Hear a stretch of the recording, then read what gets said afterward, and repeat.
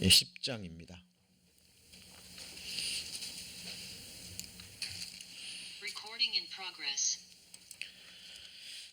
요한계시록 10장 1절부터 제가 봉독합니다. 내가 또 보니 힘센 다른 천사가 구름을 입고 하늘에서 내려오는데 그 머리 위에 무지개가 있고 그 얼굴은 해 같고 그 발은 불기둥 같으며 그 손에 펴놓인 작은 책을 들고 그 오른발은 바다를 밟고 왼발은 땅을 밟고 사자의 부르짖는 것 같이 큰 소리로 외치니 외칠 때 일곱 우레가 그 소리를 발하더라. 일곱 우레가 발할 때에 내가 기록하려고 하다가 곧 들으니 하늘에서 소리 나서 말하기를 일곱 우레가 발한 것을 임봉하고 기록하지 말라 하더라.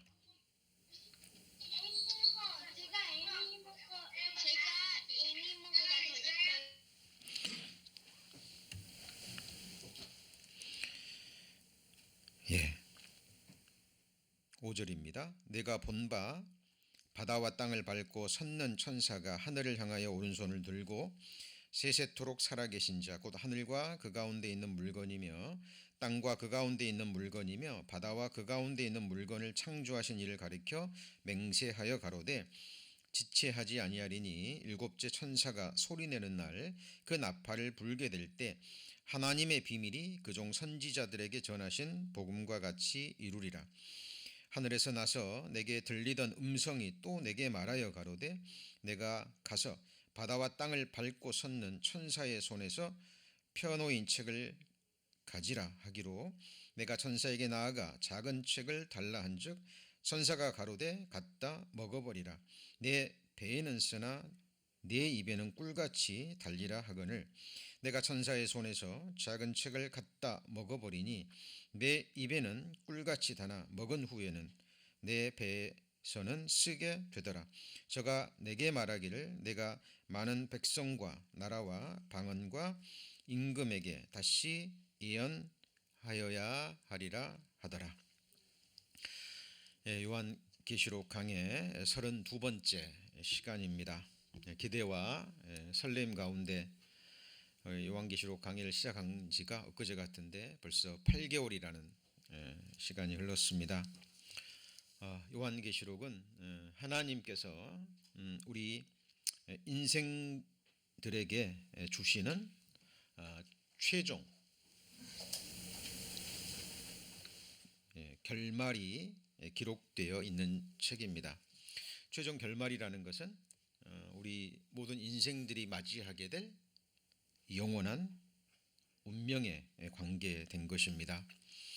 그래서 성경 66권 가운데 요한계시록 앞에 있는 65권은 직간접적으로 연관을 지닌 채 결국은 요한계시록 우리가 지금 배우고 있는 이 요한계시록을 향하고 있습니다. 제가 신앙생활 하면서 제 마음과 제 시선이 곁길로 가려 할 때마다 세상을 향하려 할 때마다 제가 노트에 기록해 놓은 경계를 받는 말씀들이 있습니다. 그 중에 한 말씀이 바로 이 말씀입니다. 많이들 알고 계시리라 믿습니다. 신명기 32장 28절 29절 말씀인데요. 그들은 모략이 없는 국민이라 그 중에 지식이 없도다. 그들이 지혜가 있어서 이것을 깨닫고 한번 같이 읽어볼까요? 자기의 종말을 생각하였으면. 그래서 모략은 영어로 카운셀이라고 번역이 되어 있는데요. 이것은 하나님이 주시는 교훈, 충고, 조언, 하나님과의 어떤 의논, 상의 이런 것들을 의미합니다. 하나님이 주시는 모략, 인생에 대한 모략이 없는 사람, 그 사람은 하나님을 향한 지식이 없는 사람이거든요. 그 사람은 자기의 종말에 대해서 생각하지 못합니다. 우리가 신앙생활 하면서 반드시 우리가 마지막에 두어야 될 시선은 우리 자신의 결말입니다. 지금 우리가 이렇게 신앙생활 하고 있죠. 시간은 흘러갈 겁니다. 하늘에 있는 독수리가 먹이를 눈에 보이는 먹이를 향해서 날개를 접고 먹이를 향해서 치 닫아 내리듯 우리에게 주어진 시간은 그렇게 흘러가고 있죠. 예.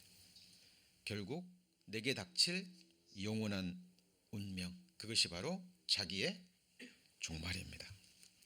그리고 이 종말을 우리에게 정확하게 가르쳐 주실 수 있고 우리에게 확신을 주실 수 있는 분도 성경에 하나님밖에 없습니다. 그렇죠? 우리가 요한계시록을 배워야 되는 많은 이유 중에 가장 중요한 이유이기도 합니다. 자기의 종말을 생각하는 사람은 결코 하나님을 떠날 수 없습니다. 자기의 종말을 생각하는 사람은 늘 성경을 가까이 할 수밖에 없죠. 그리고 결코 하나님을 버릴 수도 없습니다. 이 29절 다음에 보면 자기의 종말을 생각하지 않는 사람, 하나님을 향한 지식이 없는 사람은 결국 하나님을 떠나게 돼 있습니다. 어떤 여건과 환경이 딱 주어지잖아요. 그러면 하나님을 향한 자기 믿음의 실상이 드러나요. 그리고 하나님을 떠나고 하나님을 버리고 지식을 버립니다. 그러면 이스라엘 민족이 증거하듯이 하나님은 그들을 사랑하기 때문에 징계하시고 다른 민족에게 그들을 팔아 넘기시죠. 징계하시는 겁니다. 그런 내용이 기록되어 있습니다. 자, 우리가 요한계시록을 배워갑니다. 결국은 이 세상과 이 세상에 살아가고 있는 모든 인생들, 믿는 자와 믿지 않는 자들의 결국을 향해서 나아가고 있는 거예요. 여기에 우리는 항상 시선을 두셔야 됩니다. 자, 야고보서 5장 11절 보라 인내하는 자를 우리가 복되다 하나니 너희가 욥의 인내를 들었고 주께서 주신 뭐죠? 결말. 영어 성경에 뭐라고 돼 있나요? The end intended by the Lord. 그러니까 하나님에 의해서 의도된 끝이 있는 거예요. 그런데 우리가 주의해야 될 부분은 주는 가장 자비하시고 긍휼히 여기는 자라 그랬죠. 그러니까 하나님은 욥에게 상상할 수 없는 고난과 역경과 아픔을 주셨는데 그것이 하나님이 욥에게 주실 수 있는 가장 자비하신 은혜라는 겁니다. 이해가 가십니까? 왜냐하면 욥은 그것을 감당할 만한 믿음의 사람이었거든요. 예. 우리가 볼 때는 너무나 끔찍한 형벌처럼 징계처럼 느껴지지만 하나님이 욥에게 주실 수 있는 가장 자비하신 은혜라는 거예요. 왜요?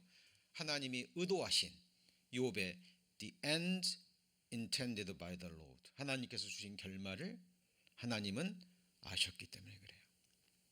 자, 우리 성도님들 지금 겪고 계신 여러 모양의 아픔, 또 고난, 역경, 때로는 핍박과 멸시도 있을 수 있고요.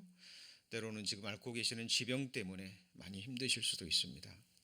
아니면 직장에서 또 가정에서 이 세상에서 어떤 사람으로 인해서 또 어려움을 겪고 있을 수도 있고 하여튼 인생들이 겪고 있는 여러 가지 고난과 어려움의 모습들이 있습니다. 그런데 그 뒤에 숨겨진 하나님의 의도, 하나님의 본심이 있다라는 겁니다.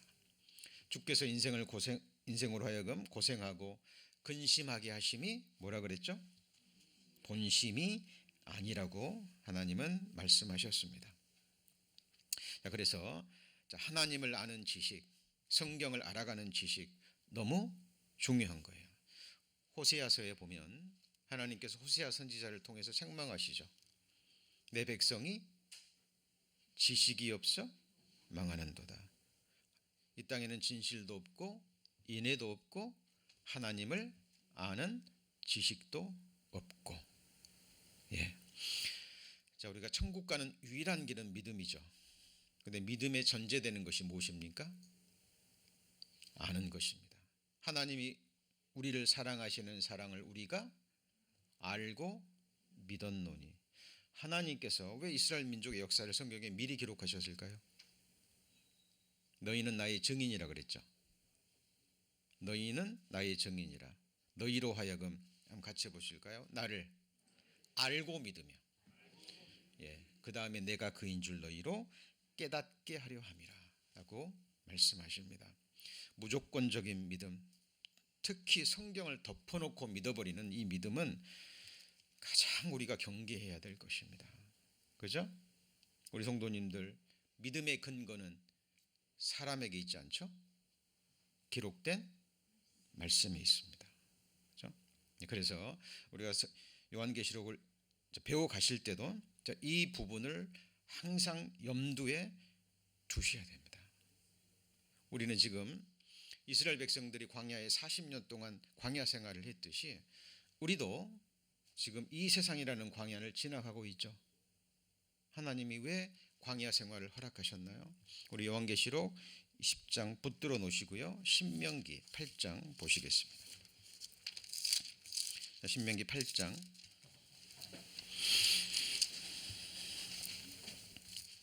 275페이지입니다. 275페이지 신명기 8장 보시면 2절입니다. 2절. 자, 내 하나님 여호와께서 이 40년 동안에 너로 광야의 길을 걷게 하신 것을 기억하라. 이는 너를 뭐 하신다 그랬죠? 낮추시며 너를 시험하사 내 마음이 어떠한지 그 명령을 지키는지 아니 지키는지 알려 하심이라. 너를 낮추시며 너로 줄이게 하시며 또 너도 알지 못하는 만나를 내게 먹이신 것은 사람이 떡으로만 사는 것이 아니요 여호와 입에서 나오는 모든 말씀으로 사는 줄 알게 하려 하심이라. 모든 말씀이죠. 창세기 1장 1절부터 요한계시록 22장 21절까지 우리는 신앙생활 하는 동안 계속 배워가야 됩니다.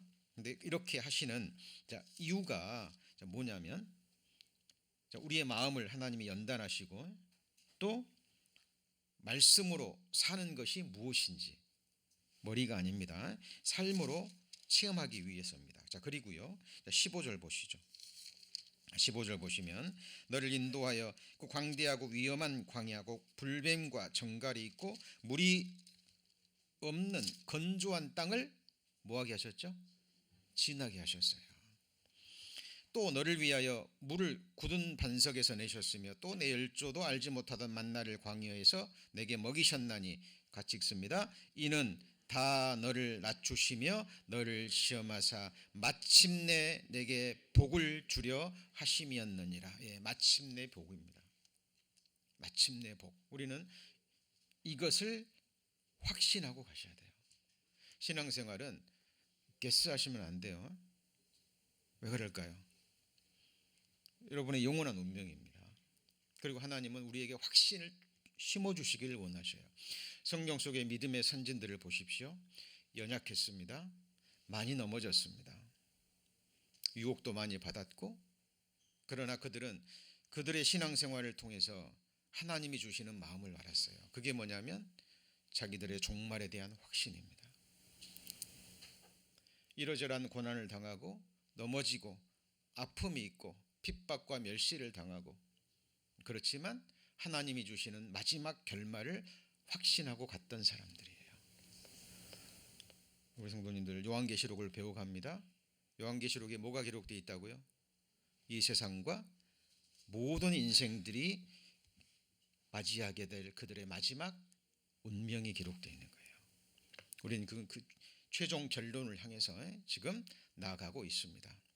특별히 믿는 자들에게 주어지는 축복, 그리고 믿지 않는 자들이 7년 환난 속에 들어가서 지금 우리가 두 발을 딛고 있는 이 세상에서 실제로 겪을 일들을 지금 배우고 있죠. 교회는 환난 전에 올라갑니다. 그러나 하나님이 또 7년 환난 동안 자비를 베푸시는 거예요. 하나님이 한꺼번에 심판을 내리시지 않고 어때요? 하나님이 절제하는 모습, 자지하는 모습을 보이시죠. 그죠?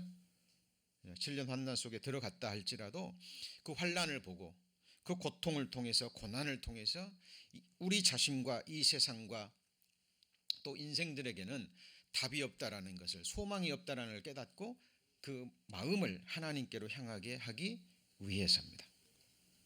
우리는 거기에 하나님의 마음의 초점을 맞추셔야 됩니다. 자, 지금 우리가 배우고 있는 요한계시록 이제 10장을 배울 차례입니다. 우리 요한계시록 10장은 자, 제가 요한계시록 7장 배울 때 말씀드렸죠. 삽경이라 그랬죠. 그죠? 삽경의 뜻이 무엇입니까? 중간에 삽입된 말씀입니다. 자, 앞에서 언급된 내용이 있습니다. 그런데 앞에서 언급된 내용을 다른 각도에서 바라보며 보충하거나 누락된 부분을 기록한 말씀이에요. 그러니까 되돌아보는 거죠. 자, 사도 바울을 그래서 시간적으로 볼 때 미래도 보여줬다가 다시 앞으로 가셔서 또 앞에 부분을 보여주시기도 합니다. 자, 그래서 자, 삽경 다시 말씀드립니다. 중요하기 때문에 다시 점검합니다. 중간에 삽입된 말씀이고 앞에서 언급된 내용을 뭐 한다고요? 다른 각도에서 바라보며 보충하거나 누락된 부분을 기록하는 겁니다. 그래서 7장에 입맞은 자 14만 4천 명, 유대인 집합별 12,000명씩 배우셨죠? 자, 이들은 교회를 대신해서 교회가 떠나갔잖아요. 복음 사역을 담당할 하나님의 종들을 가리킵니다. 그리고 10장이죠. 오늘 배웁니다. 이거는 작은 책을 든 누구예요? 힘센 천사입니다. 그리고 11장에는 두 증인입니다. 자, 모세와 엘리야의 심령과 능력으로 오는 하나님이 세우신 두 증인 11장에 관한 내용입니다. 자, 이들을 통해서 이 두 증인을 통해서 전 3년 반 동안 14만 4천 명이 인을 받는 거예요. 그러니까 하나님의 천사가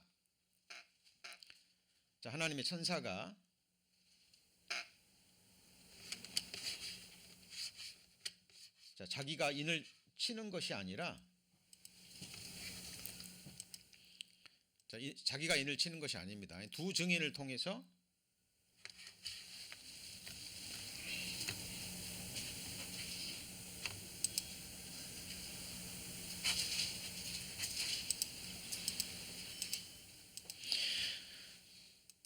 인을 치는 겁니다.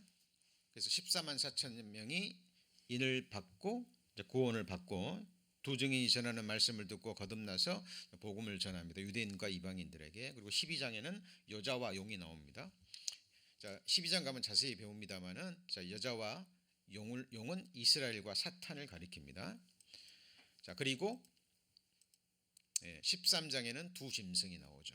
적그리스도와 거짓 선지자. 그리고 14장에는 들림받은 천상의 14만 4천 명.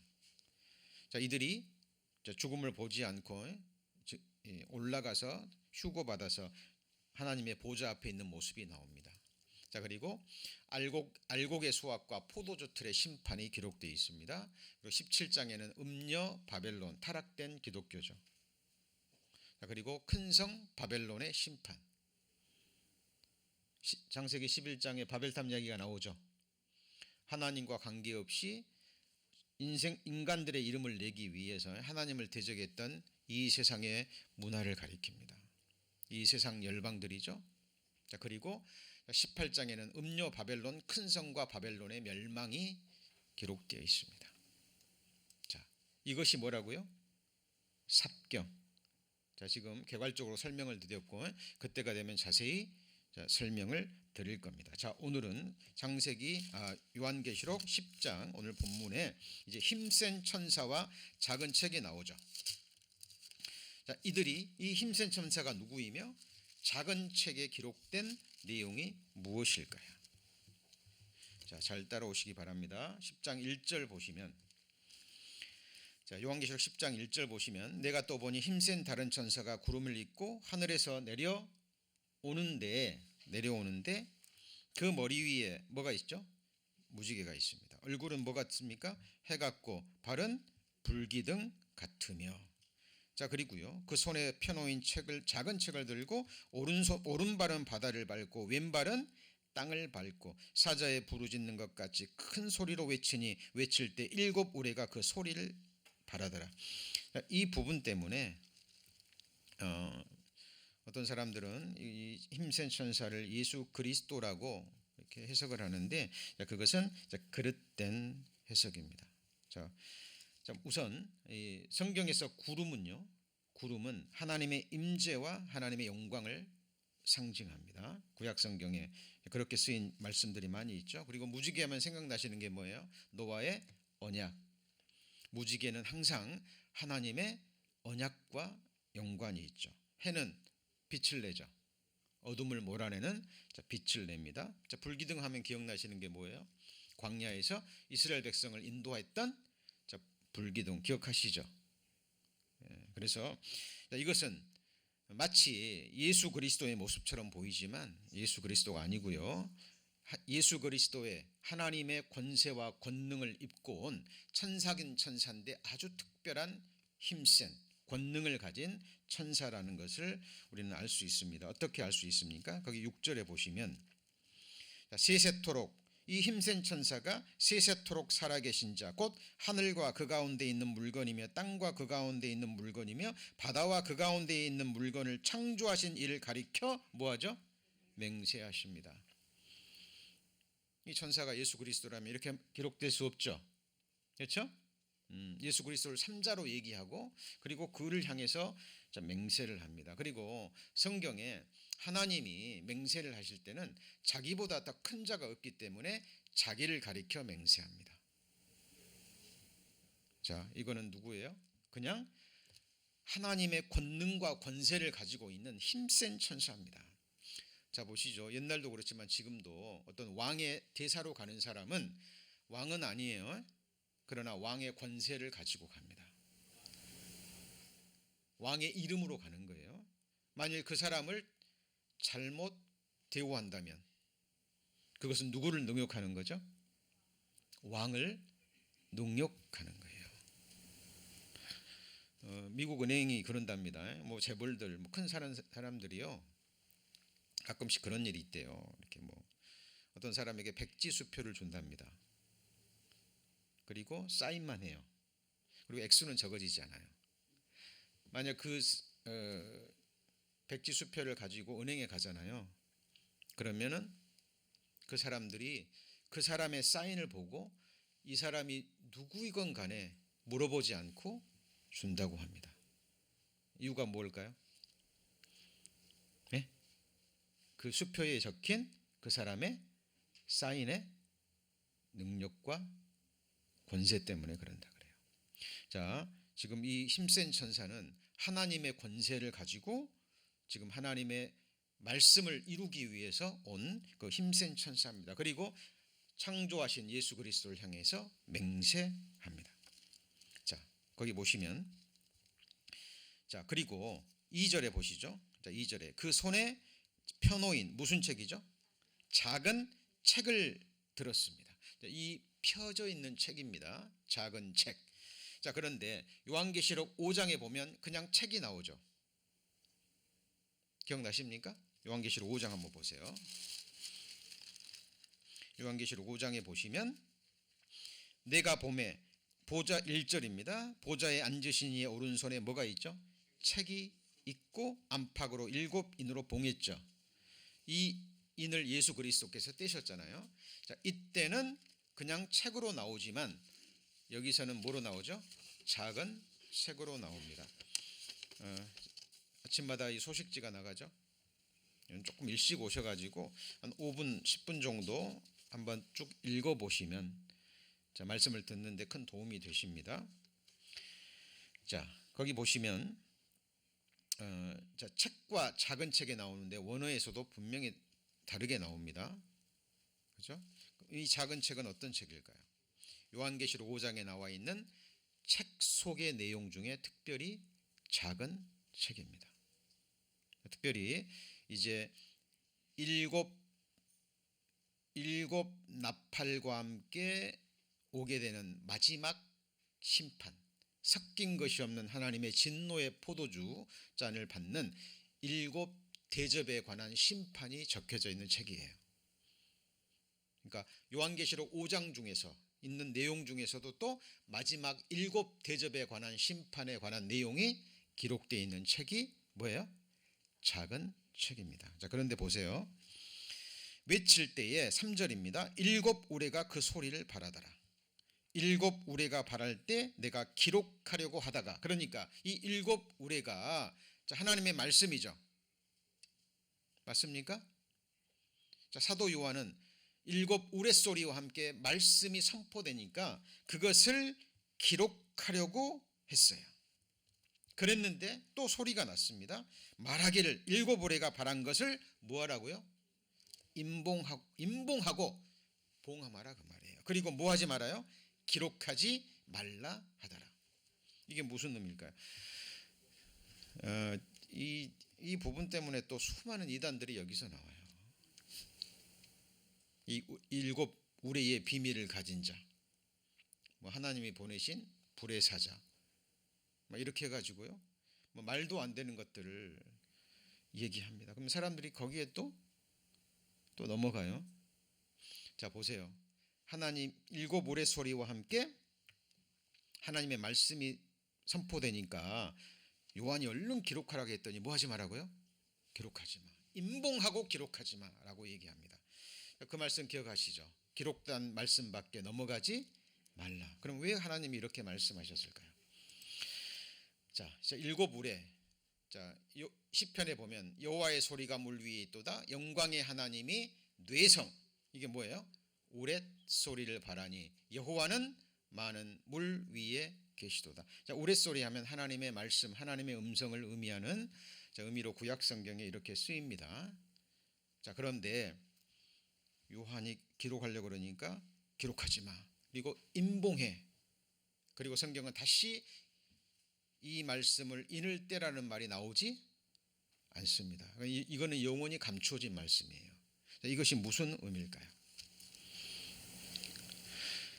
자, 출애굽기에 보면 이런 말씀이 나옵니다. 여호와께서 뭘 돌이키셨어요? 뜻을 돌이키셨습니다. 모세가 시내산에서 율법을 받아 내려오는데 이스라엘 백성들이 금송아지 만들고 뛰놀잖아요. 그러니까 하나님이 멸절시키겠다. 노하시죠. 그리고 내가 너를 통해서 다시 시작하겠다. 모세에게 얘기하니까 모세가 간절히 빌죠. 그러니까 하나님이 이스라엘 백성들을 멸망시키려는 뜻을 뭐 하시죠? 돌이키십니다. 그러면 성경에 하나님은 후회가 없으시다 그랬잖아요. 근데 성경에 또 후회하시는 말씀도 나오죠.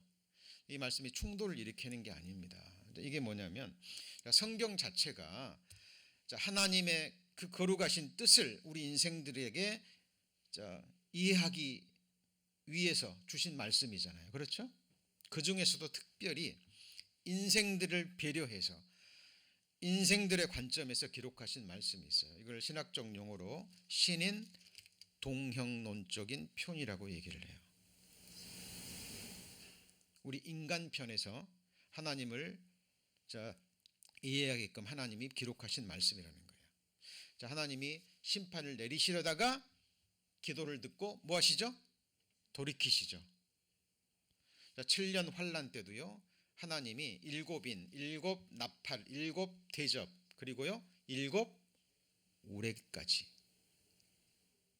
하나님이 계획하셨다가 만약 그것까지 내리시면 이 세상에 육체가 살아남을 자가 있어요, 없어요? 없어요. 하나님께서 마태복음 24장 예수님께서 직접 말씀하셨죠. 이는 그때에 큰 환란이 있겠습니다. 이게 뭐예요? 7년 환란에 관한 겁니다. 창세로부터 지금까지 이런 환난이 없었고 이후에도 없으리라. 그럼 무슨 환란이에요?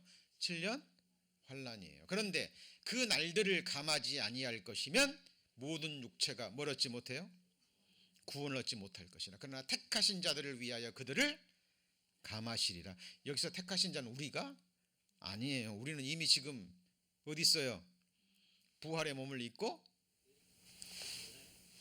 주님과 같이 있잖아요. 그죠? 신령한 곳에. 자, 여기서 택하신 자는 누굴까요? 7년 환란 동안에 고난을 통해서, 그죠?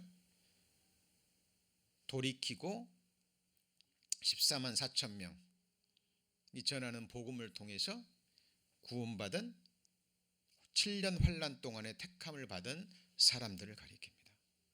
하나님께서 7년 환란 동안 이들을 육체를 가지고 천년왕국에 들어가게 하시죠. 그죠?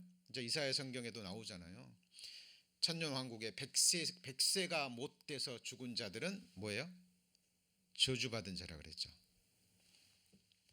자, 그래서 이 일곱 울의 소리가 발했을 때 사도 요한이 기록하면 이루어져야 되는 거예요. 맞죠? 근데 하나님이 이 사람들을 위해서 심판을 거두시는 겁니다. 그 날들을 감하시고 7년 환란 동안에 구원받은 사람, 물론 순교당한 사람도 많이 있을 거예요. 그러나 예수님 말씀대로 도망간 사람들, 또 하나님의 섭리에 따라서 육체를 가지고 천년 왕국에 들어갈 그 사람들을 위해서 하나님께서 그것은 기록하지 말고 뭐하라고요? 임봉해 놓은 겁니다. 하나님이 임봉했습니다. 성경에 이것을 인을 뗐다는 말이 안 나오죠. 이것은 영원히 뭐가 된 거야? 임봉된 겁니다.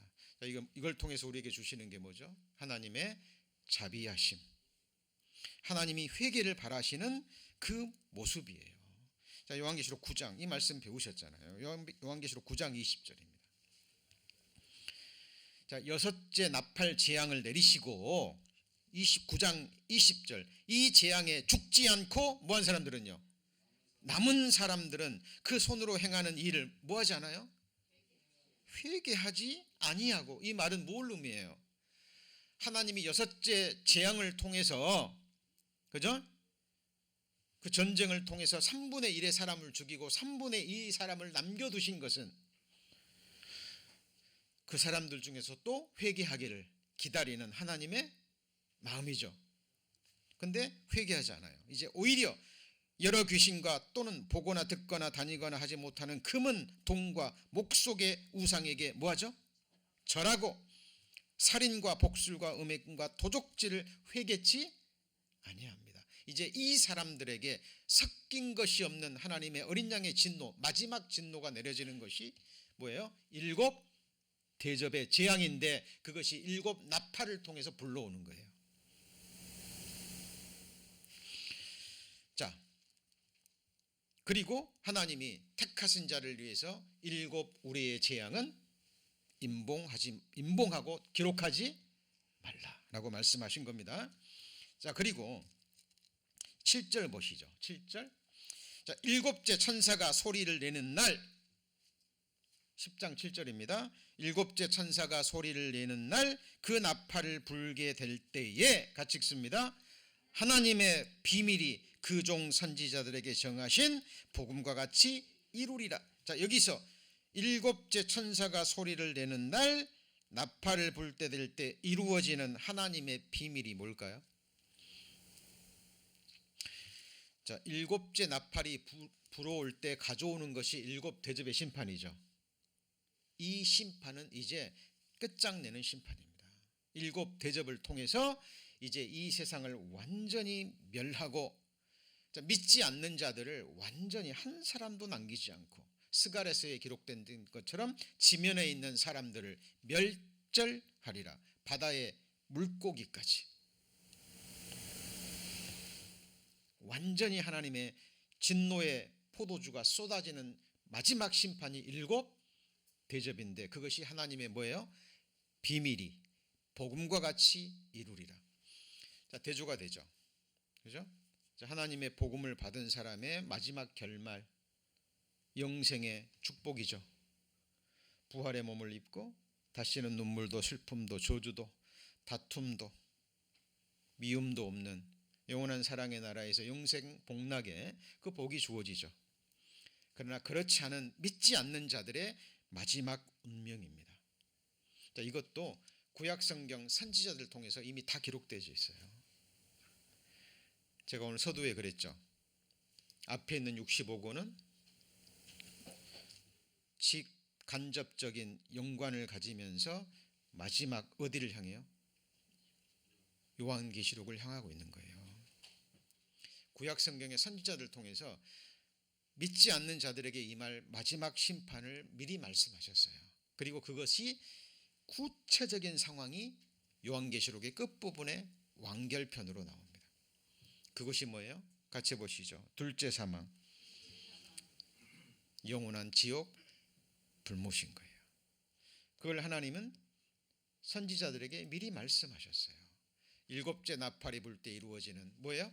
하나님의 비밀. 자, 일곱째 나팔이 불 때 가져오는 일곱 대접의 재앙을 보면 알 수 있죠. 이거는 종말에 관한 겁니다. 그래서 아모스 3장 7절에 주 여호와께서는 자기의 비밀을 그 종 선지자들에게 뭐하지 않거든요. 보이지 아니하시고는 결코 행하심이 없으시리라. 지금 우리가 겪고 있는 이런 일, 온역, 인플레, 곳곳의 전쟁, 기근, 구약성경 선지자들 통해서 신약성경에 기록되어 있어요, 안 되어 있어요? 네? 기록되어 있는 겁니다. 지금 우리 미국은 그래도 하나님이 축복해 주신 나라여서, 그죠? 청교도들이 기독교 핍박으로 이 미국 땅에 들어왔을 때 받아들였죠, 그렇죠? 그리고 60년대 초반까지만 해도요, 정말 하나님을 바르게 섬기는 민족이었습니다. 그 축복이 지금까지 어쨌든 이어지는 거예요. 그래서 우리는 지금 어렵지만 그래도 굶지는 않고 살고 있습니다. 지금요, 개발도상 국가 이런 곳에서는 지금 이 기근이요 심각합니다.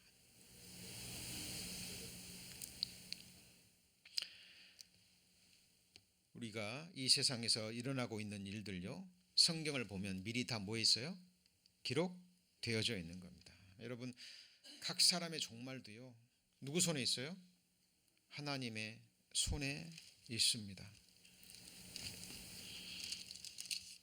한때 유명한 정치가들도, 이 세상의 권세와 부를 손아귀에 쥐었던 그런 사람들도, 그죠? 유명한 영화 배우도, 이 세상에서 정말 화려한 삶을 살았던 사람들도 결국은 비참하게 이 세상을 떠나갑니다. 육신적으로 보면. 그렇죠? 그가 살아있을 때 자기를 창조하신 하나님을 찾지 않고 예수님의 십자가의 은혜의 복음으로 구원받지 못하면, 또 살아있는 동안 또 성경을 통해서 자기의 마지막 영원한 운명을 성경을 통해 배우고 좀 믿고 소망 가운데 살지 아니하면 누구든지 그 비참한 운명을 맞이할 수밖에 없는 겁니다. 자, 이 작은 책, 힘센 천사의 손에 있는 작은 책은 뭐에 관계된 것이라고요? 마지막 종말에 관한, 이 세상에 쏟아지는 마지막 심판인 일곱 대접에 관한 심판의 내용이 기록되어 있는 책입니다. 지금 우리가 겪고 있는 일들은 그것의 징조들이에요. 징조들입니다. 예, 우리 성도님들 정말 깨어 기도하셔야 됩니다.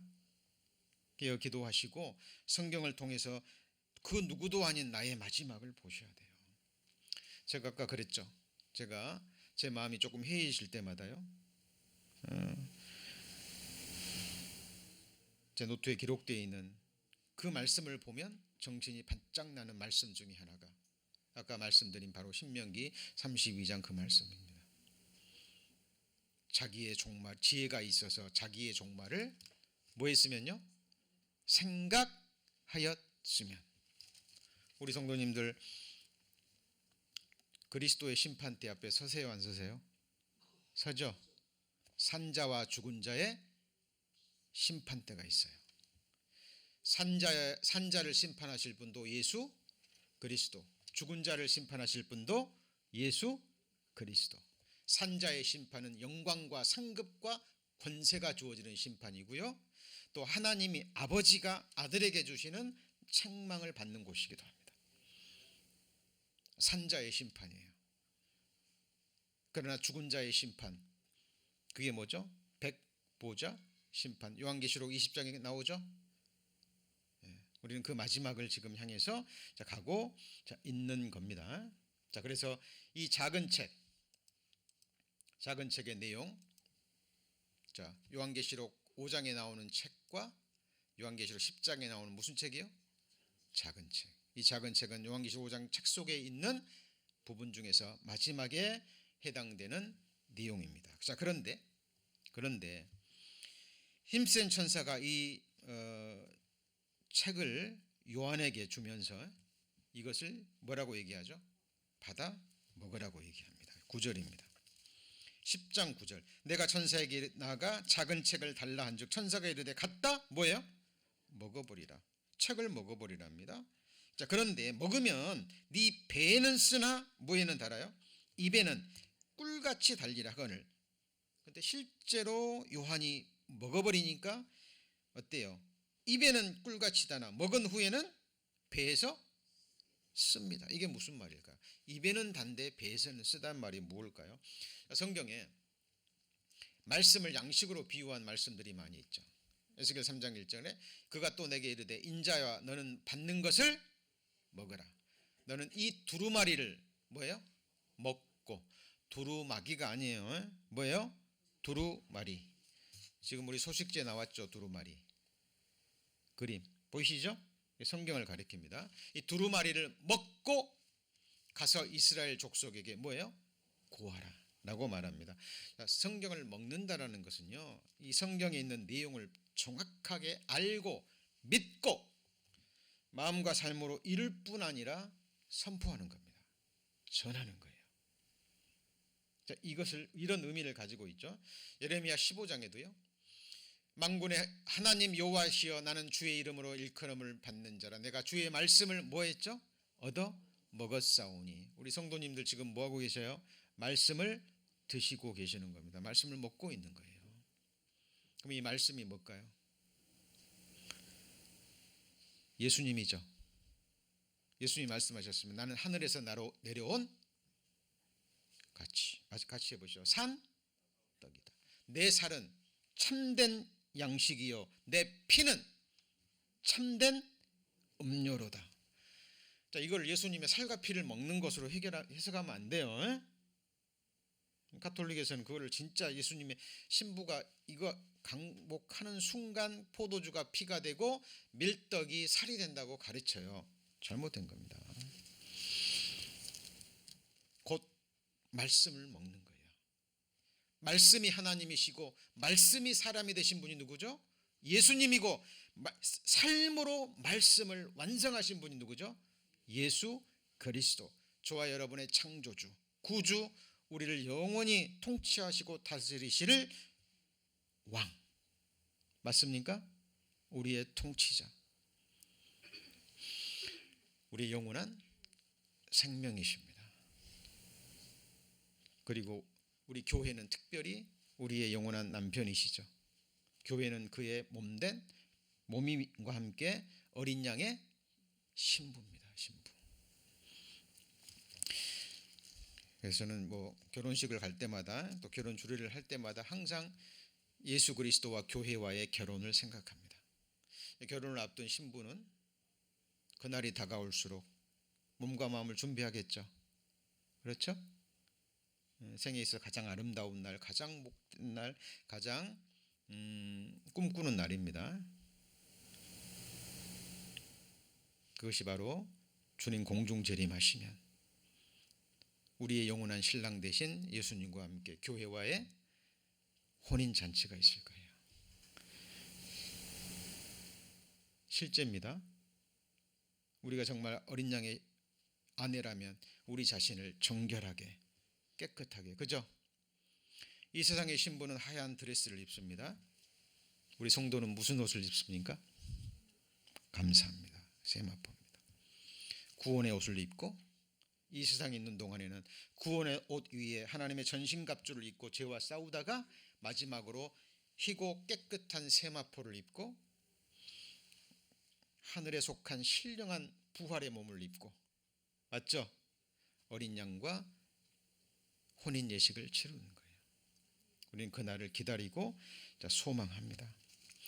자, 음식을 먹는 것처럼 우리는 말씀을 먹습니다. 이것은 예수님을 먹는 것이고 곧 예수님의 영원하고 완전한 사랑을 먹는 거예요. 맞죠? 구약성경, 구약시대 선지자들 말씀을 얻어 먹었사오니. 자, 그리고 주의 말씀의 맛이 내게 어찌 그리 단지요 내 입에 꿀보다 더하니다. 정말 그렇습니까? 예, 정말 이 맛을 느끼셔야 됩니다. 그리고 그 어떤 즐거움과 기쁨보다 더 승한 것이요, 말씀을 듣고 배우고 깨닫는 기쁨과 즐거움입니다. 우리 성도님들, 특별히 우리 작년의 성도님들, 마음의 즐거움은 뭐라 그랬죠? 양약이에요. 그러나 심령의 근심은 뼈로 마르게 합니다. 그래서 이 말씀을 통해서 하나님이 주신 평강, 하늘의 소망으로 항상 이 마음을 채우셔야 돼요. 그때 병도 이겨냅니다. 실제로 그런 거예요. 실제로 그러는 거예요. 여러분 막 고민하고 염려하고 그러면요, 이 몸에서 나쁜 호르몬이 나와요. 얼굴 안색도 금방 변해버리고요, 식욕도 떨어져 버립니다. 소화도 제대로 안 돼요. 사탄은 계속 우리를 어둠 쪽으로, 부정적인 생각으로 우리를 몰고 가요. 계속 귀에만 있으면 믿음의 방패로 막고, 그죠? 하나님의 말씀으로 하나님이 주시는 지혜와 계시의 정신을 받아서 눈을 밝게 해야 됩니다. 같이 해보시죠. 눈에 밝은 것은 마음을 기쁘게 하고, 좋은 소식이 뭐예요? 하나님이 주시는 복음을 가리킵니다. 그렇죠? 자, 그것은 우리를 살게 합니다. 우리에게 생명을 주는 거죠. 자, 예수님이 말씀하셨습니다. 나는 하늘에서 내려온 산떡입니다. 이 사람이 떡을 먹으면 뭐예요? 놀라운 말씀입니다, 여러분. 영원한 생명입니다. 나의 줄 떡은 세상을 향한, 세상의 생명을 위한 내 뭐예요? 살이로다. 여러분, 어떤 육신의 부모도요, 자기 자식을 굶어 죽는다고 해서 자기 살을 줄 부모는 없어요. 이게 인생의 한계입니다, 한계. 그죠? 그러나 예수님은 실제로 목숨을 주셨잖아요. 내 살은 참된 양식이요, 내 피는 참된 음료로다. 그런데 사도 요한이 이 두루마리를 먹었는데 입에는 다나 배에는 쓸 말씀. 이게 뭐예요? 말씀을 들을 때는요, 아멘이 돼요. 기쁘죠? 다 인정을 해요. 그렇죠. 그렇죠. 그런데 그걸 실제로 이루려면 어떻게 해야 되죠? 네? 쓴 거예요. 우린 그 얘기합니다. 100데나리온 빚진 자와 1만 달란트 빚진 자. 복음서 내용 너무 잘 알죠? 그 말을 들을 때 전부 다 아멘 합니다. 특별히 누가 나에게 피해를 주지 않고, 누가 나에게 빚을 져서 갚지 않고, 그런 관계가 없을 때는 아멘 아멘 하죠. 당연히 그래야죠. 근데 실제로 누군가가 내게 잘못을 했을 때 그 상처를 받으면 누가 올라와요, 안 올라와요?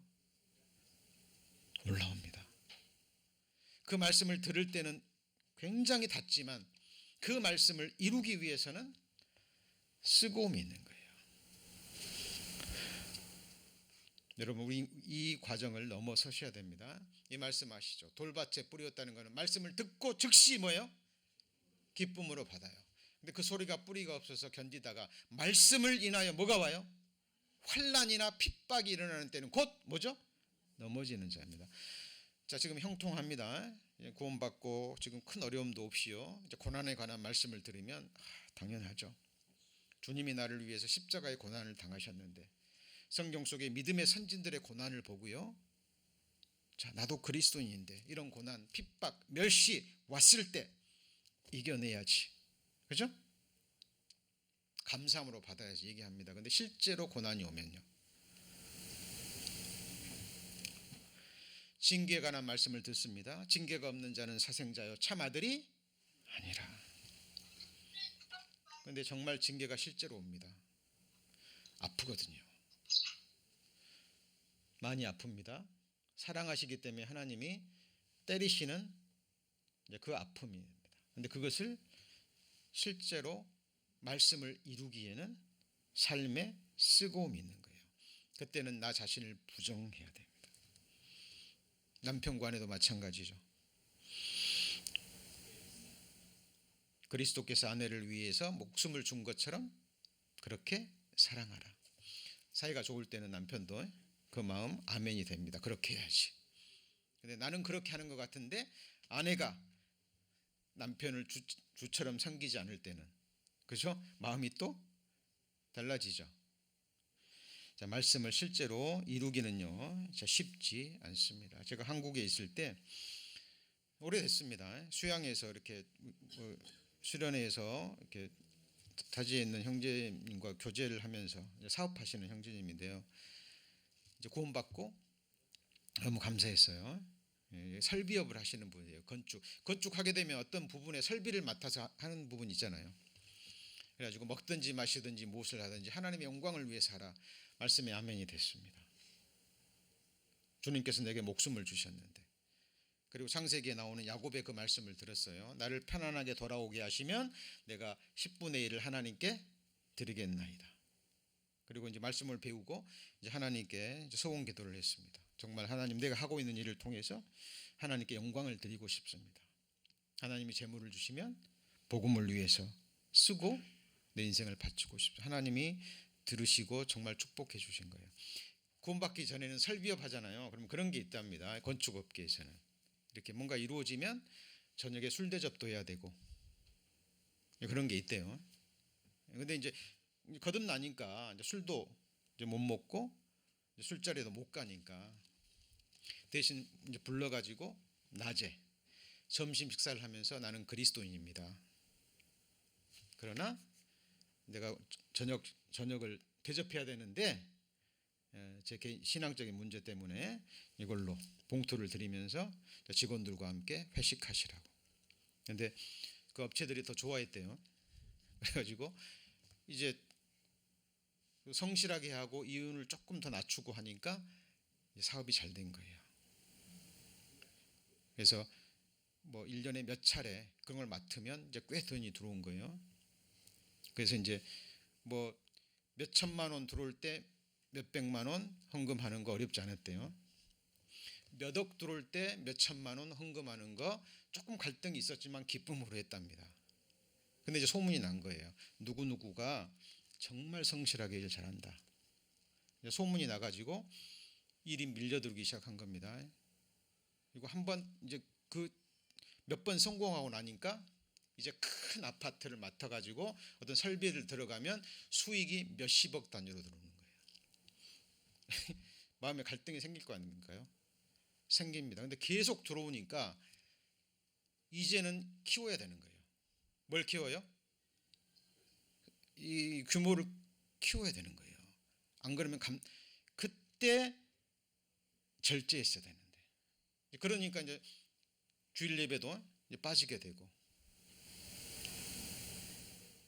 하나님께 약속한 것도 잊어먹게 되고, 또 수인 억을 또 뭐에 투자해야 되잖아요. 또 그죠? 그리고 몇 번의 하나님의 어떤 경고를 받았는데 무시했답니다. 나중에 진짜 큰 건이 들어온 거예요. 엄청난 규모의 아파트, 그 설비를 다 맡아야 돼가지고 거기에 올인했습니다. 근데 그 업체가 부도나 버린 거예요. 그동안 힘들게 벌었던, 크게 벌였던 그 한순간에 와르르 무너진 겁니다. 자, 우리가 지금 뭘 배우고 있죠? 입에는 다나, 배에는 쓴 거예요. 여러분, 하나님의 말씀을 들을 때는 기쁨으로 받습니다. 아, 말씀 달다. 정말 그렇지. 하나님께서 우리에게 영광을 주시기 위해서 고난을 주시지. 그러나 실제로 그 고난이 임할 때 그걸 감당하고 기쁨으로 감사함으로 받는 것은 쓰고움입니다. 나 자신을 부인하지 않으면 이루어져 안 이루어져요? 이루어지지 않는 거예요. 근데 놀라운 것은요, 그 형제님이 정말 감사하는 거예요. 감사한 겁니다. 이유가 뭐냐면 그때 그것까지 성공했으면, 그죠?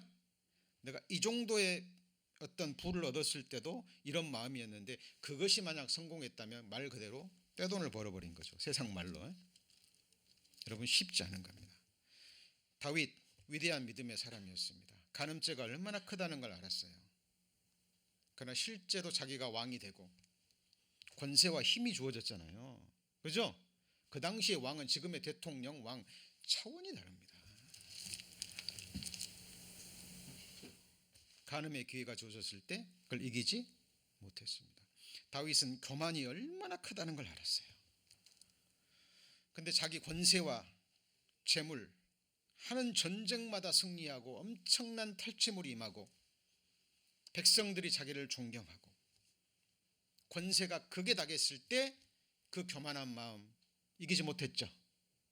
그러죠? 그리고 인구조사를 해버립니다. 여러분 인생은 그런 존재인 거예요. 하나님의 말씀을 들을 때요 답니다. 항상 기뻐하라, 쉬지 말고 기도하라, 범사에. 그 말씀 너무 감사하잖아요. 그렇게 살아야지. 근데 그 범사 속에 하나의 고통이 들어오고 어떤 내 몸에 질병이 오거나, 그죠? 어떤 안 좋은 일이 생기거나 그러면 그때도 뭐 해야 돼요? 정말 감사하셔야 됩니다. 그러나 그것은 나 자신을 말씀으로 굴복시키지 않으면 이루어질 수 없는 말씀이에요. 사도 요한이 지금 작은 책을 먹어버렸습니다. 그 작은 책이 뭔가요? 이 세상 믿지 않는 사람들에게 내려지는 심판이에요. 우리 성도님들, 악인들 심판받아야지 얘기합니다. 그러죠? 믿지도 않고 그 하나님의 은혜를 거절하고 끝까지 또 이 세상에서 상상할 수 없는 그런 무서운 죄를 범하는 사람들이 너무 많잖아요. 그죠? 우리는 당연히 얘기합니다. 그런 사람 심판당해지 받아야 됩니다. 하나님의 공의예요. 그러나 사도 요한이 그 심판의 내용을 듣고 딱 먹고 나니까요 너무 하나님의 심판이 엄한 겁니다. 그걸 또 선포해야 돼요. 여러분 예레미야 선지자가 남유다의 멸망을 선언할 때 예레미야 마음이 기뻤을까요? 슬펐을까요? 예레미야 뭔가예요? 애가입니다. 예레미야 속이 불붙는 것 같았잖아요. 하나님의 말씀을 전하는데 이스라엘 백성들이요 계속 헛소리하고, 그죠? 하나님을 떠나가고 거짓 선지자들의 말을 받아들이고 하나님을 배척합니다. 마음에 불붙는 것 같죠. 내가 다시는 말하지 않겠다. 중심에 불붙는 것 같아서 말하지 않을 수 없었어요. 근데 그 심판의 내용입니다. 예레미야가 기뻐하면서 선언했습니까? 울면서 선포했습니까? 울면서. 하나님이 남유다에게 내려줄 심판이 얼마나 끔찍한 것인가를 예레미야는 알았거든요. 여러분 믿지 않는 자들에게 7년 환난 동안, 그것도 마지막 7 대접의 심판이 내려질 때 그 비참함을 사도 요한은 본 거예요.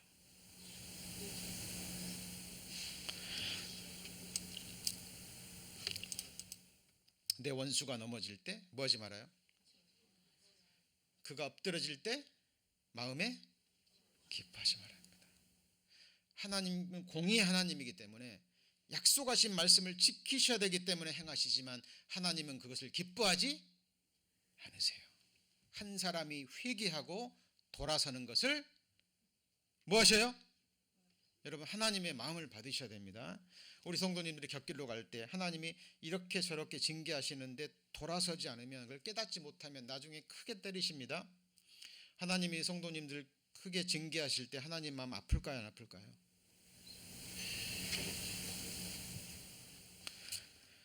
여러분 하나님의 말씀을 정말 기쁨으로 생명으로 받으셔야 됩니다.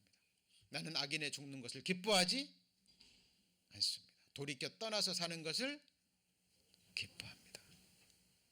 자, 하나님 우리 성도님들 이 세상과 오는 세상에서 뭘 주길 원하실까요? 네? 축복입니다. 영육간의 복입니다. 우리 성도님들 정말 하나님이 형통한 길을 주실 때 감사하시고 정말 더 큰 축복을 받으시기 위해서는 더 낮추시고, 그죠? 그리고 절제하실 수 있어야 됩니다. 뭐 해야 돼요? 절제. 그리고 항상 감사하셔야 돼요.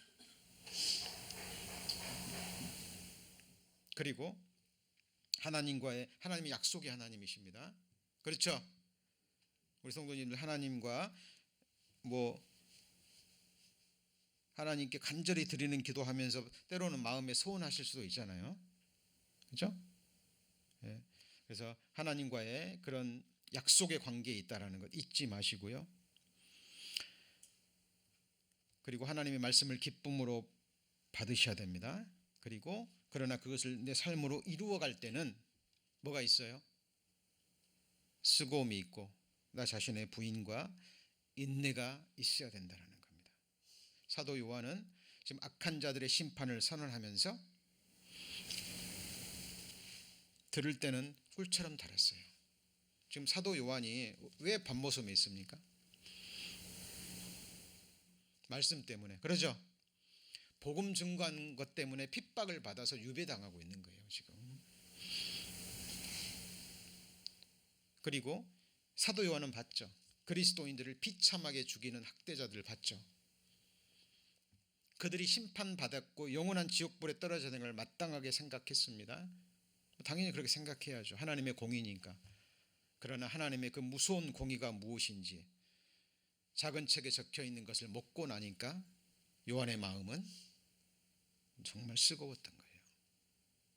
그러나 요한은 그것을 다시 뭐 해야 돼요? 선포해야 됩니다. 그것이 요한의 사명이에요. 우리도 마찬가지입니다.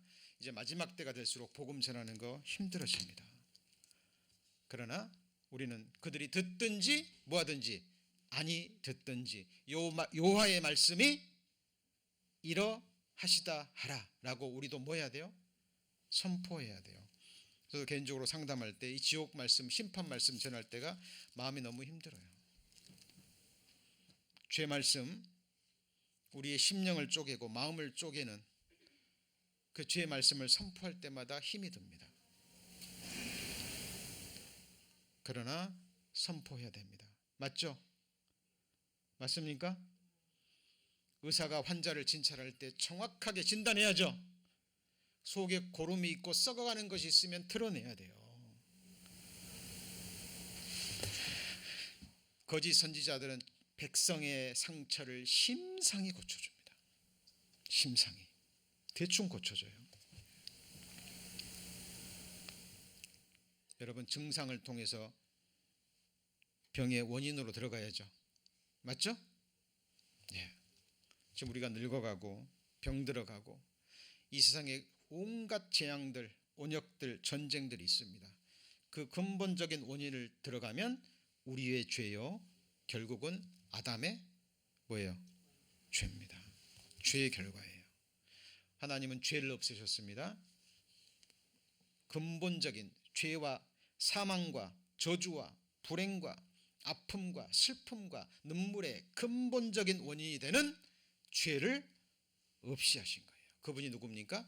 우리 주 예수 그리스도입니다. 주 여호와가 말하노라 내가 어찌 악인의 죽는 것을 조금인들 기뻐하랴 그가 돌이켜 그 길에서 떠나서 사는 것을 기뻐하지 않겠느냐. 자, 오늘까지 해서 요한계시록 몇 장을 배웠습니까? 10장을 배웠습니다. 자, 다음 시간 계속 11장 배워 가십니다. 그동안 배우신 말씀들 묵상하시고 기록하시고 또 마음에 기록하시고 정말 말씀을 삶으로 이루어가는 우리 성도님들 되시기를 기도드립니다. 기도하시겠습니다.